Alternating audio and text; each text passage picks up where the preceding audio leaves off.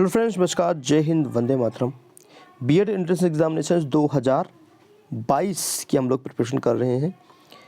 Already वर्णमाला का part 1 complete कर दिया गया है और ये आपका पार्ट 2 है। ठीक है, तो आज वर्णमाला पूरी तरह से फिनिश हो जाएगा।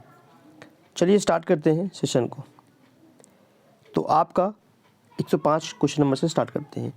निम्न में से महाप्राण वर्ण है, कौन सा महाप्राण वर्ण है? था, क, व या फिर चा। तो चारों ऑप्शंस में करेक्ट क्या है आपका? था। क्लियर है? था आपका क्या है? महाप्राण वर्ण है। ठीक है, ऑप्शन ए। नेक्स्ट, हिंदी शब्दकोश में अंग आ किस वर्ण के साथ आता है? देखो आ है तो इसके लग जाता है, इसको बोलते हैं अंग, और फिर इसके साथ आता है आ, तो किसके साथ आता है डियर? आ के साथ। ठीक है, ऑप्शन बी। क्लियर है? आ के साथ अंग आ आता है। ये पूछा ना किस वर्ण के साथ आता है।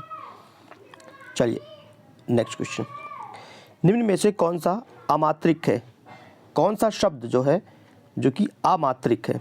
तो सब में तो मात्रा लगा ही हुआ है, अगर अमात्रिक की बात पूछेगा तो आपका सी ऑप्शन करेक्ट है। क्लियर है? इसमें कोई भी मात्रा नहीं है, या अमात्रिक है। नेक्स्ट 113 नंबर क्वेश्चन, निम्न में से कौन सा व्यंजन अस्पर्श संघर्षी है? अस्पर्श संघर्षी कौन सा है? तो ये है आपका ऑप्शन, अगर देखते हैं तो जा, र, हा या शा। तो अस्पर्श संघर्षी कौन सा है डियर? जा, ऑप्शन ए। हिंदी वर्णमाला में व्यंजनों की संख्या कितनी है? कितनी है डियर? 33। Easy one. क्लियर है? नेक्स्ट, हिंदी शब्दकोश में छा का क्रम किस वर्ण के बाद आता है? तो ये तो आई थिंक थोड़ा सा गलत क्वेश्चन है। ठीक है, क्योंकि इस क्वेश्चन में पूछ रहा है कि छा का क्रम किस वर्ण के बाद आता है। देखो या, रा, ला, व, शा, शा, सा। ठीक है, हा, ये हो गया। उसके बाद छत्रंग्या, तो छत्रंग्या ये क्रम होता है। इसे पूछा कि जो छा है का क्रम किस वर्ण के बाद आता है, तो छा का वर्ण किस क्रम के बाद आता है? तो ऑब्वियसली हा के बाद आएगा। ठीक है, छा का क्रम किस वर्ण के बाद आएगा? तो हा के बाद छा आता है। तो ऑप्शन में तो अगर ऑप्शन देखते हैं तो ऑप्शन है ही नहीं। ठीक है, जहाँ तक मैं क्वेश्चन को समझ पा रहा हूँ, क्वेश्चन यही कह रहा है। आप लोग भी बताना ये क्वेश्चन मेरे ख्याल से गलत है। तो यहाँ पे अगर हा ऑप्शन होता, ठीक है, हा से हल, तो ये करेक्ट होता क्वेश्चन। ठीक है, तो क्वेश्चन ये वाला थोड़ा सा गलत लग रहा है मुझे, बाकी आप लोग बता देना। नेक्स्ट, ए के उच्चारण स्थान का नाम बताना है। ए का उच्चारण स्थान का नाम क्या है? तो ये है कंठ तलव्य, ऑप्शन डी। निम्नलिखित में से कौन सा वर्ण अंतास्थ नहीं है? अंतास्थ नहीं है। तो अंतास्थ कौन से होते हैं? या, रा, ला, व। कितने होते हैं? 4 होते हैं। ठीक है, कौन कौन से होते हैं? या, रा, ला, व। इसे पूछा कि अंतास्थ नहीं है, तो देख लो इसमें या मिल गया आपका, हा मिल गया आपका, वा भी मिल रहा है, तो हा ये नहीं मिला, हा आपके, तो ये अंतास्थ नहीं है। ठीक है, यही पूछा है। अघोष वर्ण कौन सा है? अघोष वर्ण कौन सा है?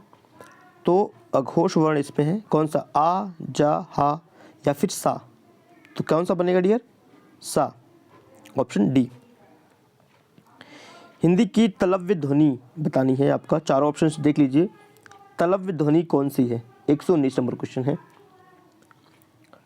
तलव्य ध्वनि कौन सी है? चा, छा, जा एंड झा। ठीक है, कौन सी करेक्ट बन रहा है? Option A. कौन सी ध्वनि अल्प प्राण है? खा, धा, था, ता। 120। तो भैया अल्प प्राण है आपका यहाँ पर ता। चलिए नेक्स्ट, हिंदी की बा ध्वनि है, हिंदी की बा ध्वनि कौन सी है? 125 नंबर क्वेश्चन है। हिंदी की बा ध्वनि, तो ये भैया ओष्ठ है, ओष्ठ ध्वनि है। बा बोल के देखिए, ठीक है, ओष्ठ ध्वनि है। निम्नलिखित में से दंत ध्वनि है, कौन सी दंत ध्वनि है? देखो, जब भी आपको कोई ध्वनि पूछे ना तो आप प्रैक्टिकल करके देखिए, जैसे बोल के देखिए। दंत मतलब दांतों का भी सहारा ले रहे हैं, तो कौन से, अब बोलिए का, बोलिए तो इसमें दांतों का सहारा तो बिल्कुल नहीं हो रहा है, छा नहीं हो रहा है, पा नहीं हो रहा है, ऑब्वियसली बात है। ता बोलते हैं, ता, तो इसमें दांत का हम प्रयोग करें, दंत ध्वनि आपका ता है, ठीक है, ता फॉर तरबूज या तबला। नेक्स्ट, निम्नलिखित ध्वनियों में से कौन सा दंत ओष्ठ, मतलब जिसमें ऐसी कोई ध्वनि जिसमें दांत का भी प्रयोग हो रहा है प्लस आपके ओठ का भी प्रयोग हो रहा है, ठीक है। ओठ बोल देते हैं बहुत लोग, ओठ बोल देते हैं, तो डिपेंड करता है आप क्या बोलते हैं, दांत प्लस ओठ, ठीक है, मतलब तित और लिप का प्रयोग हो रहा है, दंतोष्ठ मतलब यही होता है। तो अब इनको बोलिए और बोल के आप इसको एलिमिनेट कर लीजिए, ठीक है।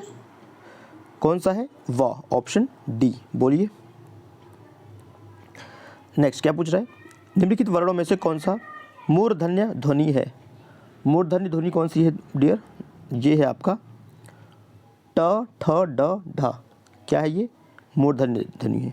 कौन सी है? याद कीजिए, ट ठ ड ढ। ढ से ढक्कन, ढ से डमरू, ठ से ठठेरा, ट से टमाटर। ये है आपके मूर्धन्य ध्वनि। नेक्स्ट पूछ रहा है, सा का ध्वनि उच्चारण, शा, शा का ध्वनि उच्चारण शा, ये है आपका तलव्य, ठीक है। सा का उच्चारण स्थान क्या है? तलव्य। नेक्स्ट क्वेश्चन है कि कौन सा व्यंजन पार्श्विक है? तो निम्नलिखित में कौन सा व्यंजन पार्श्विक है? पार्श्विक कौन सा है? ला। कौन सा है डियर? ला। ला आपका क्या है? पार्श्विक है। नेक्स्ट, निम्नलिखित में से कौन एक संयुक्त व्यंजन नहीं है? संयुक्त व्यंजन नहीं है, तो सबसे पहले आपको पता करना पड़ेगा संयुक्त व्यंजन कौन कौन से होते हैं। तो छा, त्रंग, ज्ञा और शाफ और श्रमिक, तो ये हैं आपके संयुक्त व्यंजन, ठीक है। 4 होते हैं संयुक्त व्यंजन, कौन कौन से? छ, त्रंग, ज्ञा और शा। अब इसमें जो है संयुक्त व्यंजन नहीं है, तो ऑब्वियसली इसे एलिमिनेट कीजिए। ये मिल गया हमें, ये मिल गया हमें, ये मिल गया, मतलब शा से षटकोण, ये आपका संयुक्त व्यंजन नहीं होता है, तो ऑप्शन बी यहाँ पे पकड़ में आ गया। अब पूछ रहा है कि वा का उच्चारण स्थान क्या है? अभी मैंने आपको बताया था कि वा का उच्चारण स्थान होता है दंतोष्ठ। जब आप एक ही क्वेश्चन को कई बार प्रैक्टिस कर लोगे तो आपको वो याद भी हो जाएगा, ठीक है, तो आपको याद भी करने की जरूरत नहीं पड़ेगा। कौन सी ध्वनि महाप्राण नहीं है? कौन सी ध्वनि महाप्राण ध्वनि नहीं है? ये है आपका जा, महाप्राण ध्वनि नहीं है जा। किस वर्ग का उच्चारण स्थान कंठ तालु है? कंठ तालु कौन सा है? ए, इट मीन्स ऑप्शन डी, कंठ तालु। ए। निम्न में से कौन सा व्यंजन संघर्षी है? संघर्षी व्यंजन कौन सा है? तो ये होता है आपका हा। संघर्षी व्यंजन कौन सा है? हा, ठीक है, ऑप्शन सी। नेक्स्ट डियर, निम्न में से कौन सा व्यंजन अस्पर्श संघर्षी है? अस्पर्श संघर्षी, देखो एक ही क्वेश्चन कई बार हो जाता है, जिससे कि आप लोग गलती ना करें बिल्कुल भी।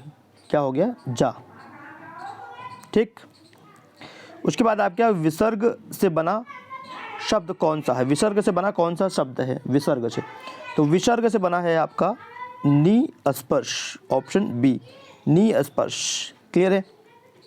उसके बाद बताइए तलव्य व्यंजन कौन सी है? तलव्य, तो तलव्य आपका व्यंजन है चा, छ, जा, झा, चार, तो ये है आपके ऑप्शन बी, तलव्य व्यंजन है।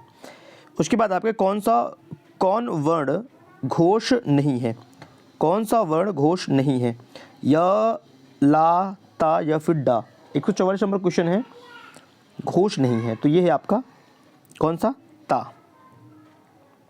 क्लियर है, ऑप्शन सी। अब आइए कुछ चिन्ह हम देख लेते हैं, ठीक है, इंपॉर्टेंट है। तो निर्देशक चिन्ह कौन सा है? निर्देशक चिन्ह का साइन क्या है? इस प्रकार का, ठीक है, ऑप्शन डी। अल्प विराम का चिन्ह क्या है? 149, ये है आपका ऑप्शन बी, अल्प विराम। पूर्ण विराम का चिन्ह क्या होता है भाई? पूर्ण विराम का चिन्ह क्या होता है? ऑप्शन ए, इस प्रकार का एक डंडा, ठीक है, ऑप्शन ए आपका करेक्ट है, पूर्ण विराम।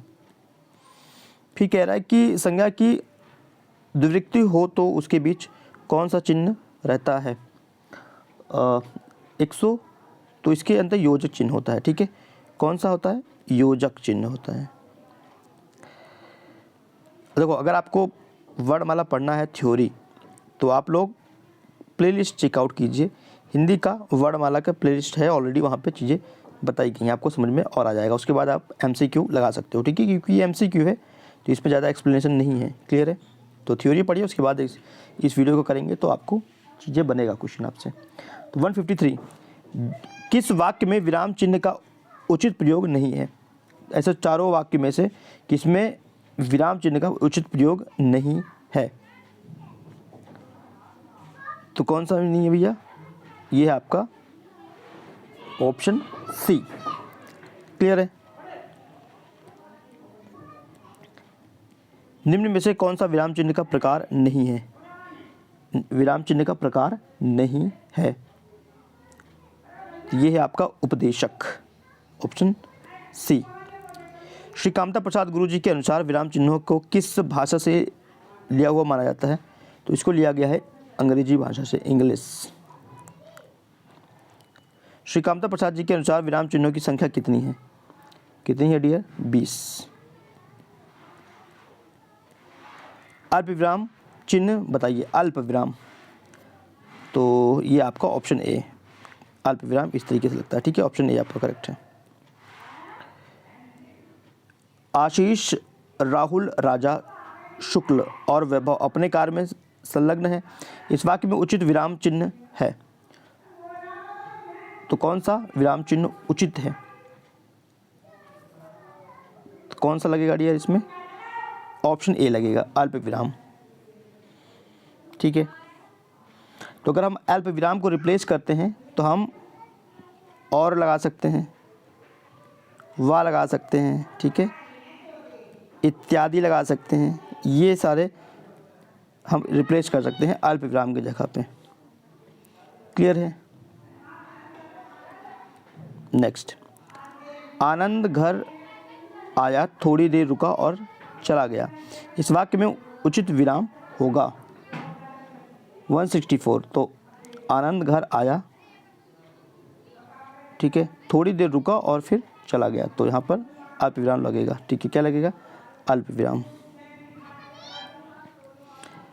168, छंदों में एक चरण की समाप्ति पर किस विराम चिन्ह का प्रयोग होता है? अगर छंद में एक चरण समाप्त होने पर हम लोग अल्प विराम लगाते हैं, कौन सा लगाते हैं? अल्प विराम लगाते हैं। राम जो बड़ा खिलाड़ी है, कल उसकी टांग टूट गई, इस वाक्य में उचित विराम कौन सा लगेगा? इसमें भी अल्प विराम लगेगा, राम जो अच्छा खिलाड़ी है, फिर यहाँ पर लगेगा, उसके बाद कल उसकी टांग टूट गई, ठीक है, इस प्रकार से बनेगा।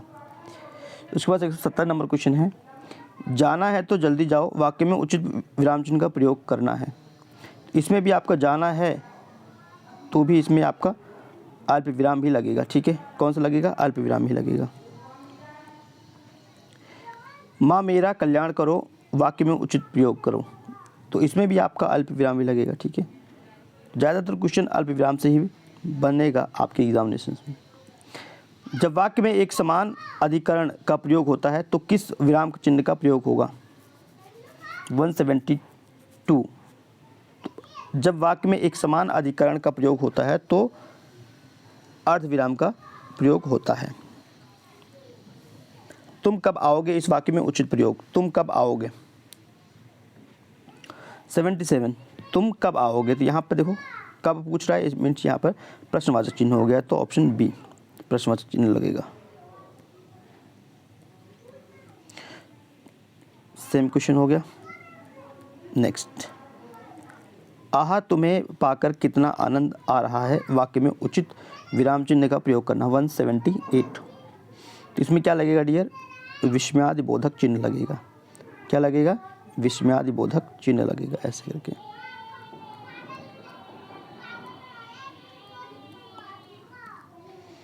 कबीर वाणी के डिक्टेटर थे, कबीर वाणी के डिक्टेटर थे, इस वाक्य में विराम चिन्ह का प्रयोग हुआ है। तो इसमें हुआ है उद्धरण, उद्धरण चिन्ह। ठीक है, उद्धरण चिन्ह क्या होता, मतलब उद्धरण क्या होता है, ऐसे कुछ इंपॉर्टेंट चीज़ होगा उसको बाद में इसी बीच में लिखा होता है। जैसे कि यहाँ पर अगर देखते हो, यहाँ पे और यहाँ पे लगा हुआ है, तो इस चिन्ह को बोला जाता है। ठीक है, किसी बात को विशेष स्पष्ट दिखाने के लिए उद्धरण चिन्ह इसको बोलते हैं। क्लियर है। और योजक चिन्ह का साइन ये होता है। तो योजक चिन्ह को और किस नाम से हम लोग जानते हैं, समासिक चिन्ह भी बोलते हैं इसको। ठीक है, योजक चिन्ह भी, संयोजक चिन्ह भी और समासिक चिन्ह भी। भूल सुधारने अथवा शब्द में किसी त्रुटि को सही दिखाने के लिए किस कोष्ठक का प्रयोग करते हैं। 182। तो इसमें 181 में हम क्या करते हैं, वर्गाकार, ये बी। ठीक है, नेक्स्ट, पुनरुक्त अथवा लाघव चिन्ह को पहचानना है। 183।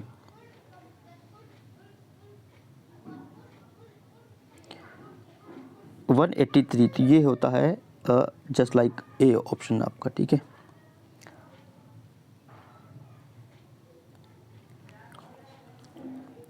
वन 188। समाप्ति सूचक चिन्ह का प्रयोग कौन सा होता है, समाप्ति सूचक चिन्ह का ये होता है, इस प्रकार से होता है। ठीक है, ऐसे करके। क्लियर है। 188 का। उसके बाद पूछ रहा है कि शब्द में ए का ए स्वर नहीं है, ए स्वर नहीं है तो वैदिक, वैदिक में ए स्वर नहीं है।